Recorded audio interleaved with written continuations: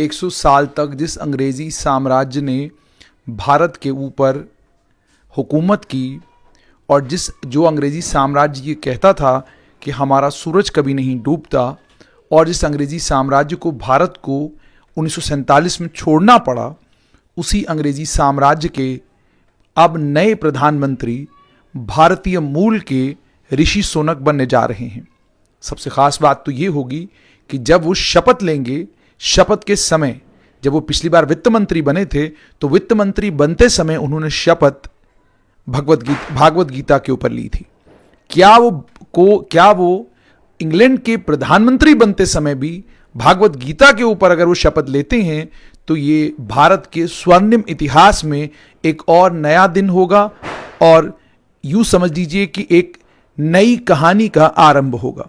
ऋषि सोनक का जहां तक ताल्लुक है, अब साफ हो गया है कि इंग्लैंड के नए प्रधानमंत्री वही होंगे, क्योंकि कंजर्वेटिव पार्टी की जो लीडरशिप कॉन्टेस्ट था उसे वो जीत गए हैं। ऋषि सोनक 42 वर्षीय हैं, पूर्व वित्त मंत्री हैं। उन्होंने बोरिस जॉनसन के खिलाफ बगावत की थी और उसके कारण बोरिस जॉनसन को जो है अपने पद से इस्तीफा देना पड़ा था। और उस समय पिछली बार जब उनके और लिज ट्रस के बीच में मुकाबला हुआ था, उस समय सितंबर के महीने में लिज ट्रस जीत गई थी और इंग्लैंड की प्रधानमंत्री बनी थी। इंग्लैंड की प्रधानमंत्री बनने के कुछ ही समय के बाद अब उन्होंने इस्तीफा दिया। उनके इस्तीफे के बाद अब पेनी मॉर्डॉन्ट थी जो इस समय ऋषि सोनक के सामने मुकाबले के लिए खड़ी थी, लेकिन पेनी मॉर्डॉन्ट ने भी आज अपनी दावेदारी जो है वो वापस ले ली है।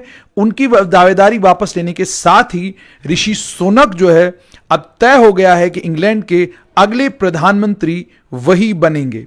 उनके मुकाबले में पहले पूर्व प्रधानमंत्री बोरिस जॉनसन थे, जिन्होंने इस्तीफा दिया था। उनके इस्तीफा देने के बाद जॉनसन वापस आए। वापस आने के बाद वो डोमिनिकन रिपब्लिक में छुट्टी मनाने के लिए गए थे, वहां से वापस आए। वापस आने के बाद उनकी ऋषि सोनक से मुलाकात हुई। मुलाकात में दोनों के बीच में बातचीत हुई। बातचीत होने के बाद यह पता चला कि कंजर्वेटिव मेंबर जो पार्लियामेंट के हैं वो ऋषि सोनक को 126 वोट देते हैं और जॉनसन के पास केवल मात्र 54 वोट थे और 24 वोट पेनी मॉर्डॉन्ट के पास थे। बीबीसी ने ऋषि सोनक को 128 वोट दिए थे, जॉनसन को 53 और मॉर्डॉन्ट को 23। जॉनसन ने अपनी कैंडिडेसी को लेकर तो, अपनी दावेदारी को लेकर तो कुछ नहीं कहा, लेकिन वो अलग अलग मेंबर से मिले थे, उनसे उन्होंने समर्थन की मांग की थी, लेकिन उन्हें समर्थन नहीं मिला। समर्थन ना मिलने के कारण उसके बाद उन्होंने अपना वो भी वापस चले गए। नतीजा ये निकला कि 42 वर्षीय सोनक जो पहले भारतीय मूल के प्रधानमंत्री होंगे। और ये भी आपको बताएं कि साउथहैम्पटन इंग्लैंड में उनका जन्म हुआ और उनके माता पिता दोनों भारतीय थे जो ईस्ट अफ्रीका से इमिग्रेट होकर इंग्लैंड आए। और यह भी कहा गया कि अभी, हालांकि पहले यह पता नहीं था, लेकिन इन्हीं के दूसरे कैबिनेट मिनिस्टर साजिद जावेद जो पाकिस्तानी ओरिजिन के हैं, यानी एक भारतीय एक पाकिस्तानी, और दोनों अब इतिहास के कालखंड में एक नई चीज देखिए कि वो देश जिस देश पर अंग्रेजों ने 100 साल राज किया, उसी देश के दो टुकड़े हुए, एक भारत दूसरा पाकिस्तान। भारत के ऋषि सोनक अब इंग्लैंड के प्रधानमंत्री बनेंगे और उनकी मदद वहां पर प्रधानमंत्री बनने के बाद पाकिस्तानी मूल के साजिद जावेद करेंगे। यानी भारत पर जिस अंग्रेजी साम्राज्य ने 100 साल राज किया था, अब भारत की बारी है उसी अंग्रेजी साम्राज्य पर राज करने की। उन्होंने ये भी कहा ऋषि सोनक को लेकर, जहां तक ऋषि सोनक को लेकर है, ऋषि सोनक ने पढ़ाई इंग्लैंड के सबसे बेहतरीन स्कूलों में की है।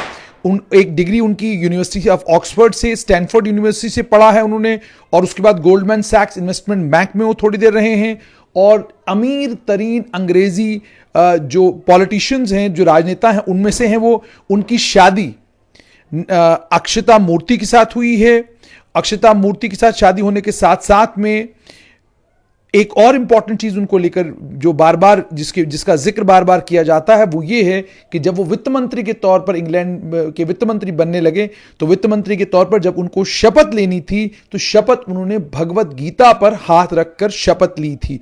तो ये इतिहास है ऋषि सोनक का।